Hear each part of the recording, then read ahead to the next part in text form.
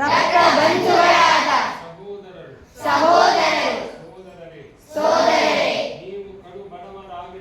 ನೀವು ಕಡು ಬಡವರಾಗಿದ್ದು ನಿಮ್ಮ ಮಾನ ಮುಚ್ಚಿಕೊಳ್ಳಲು ಒಂದು ಸಾಮಾನ್ಯ ಬಟ್ಟೆಯನ್ನು ಧರಿಸಿದ್ದರು.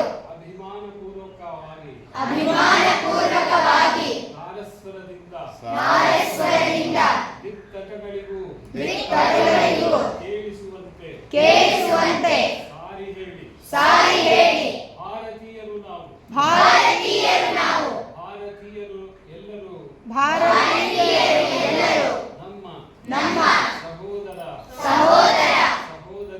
ಸಹೋದರಿಯರು. ಭಾರತೀಯ ಸಮಾಜ ನಮ್ಮ ಬಾಲ್ಯದ ತೊಟ್ಟಿಲು,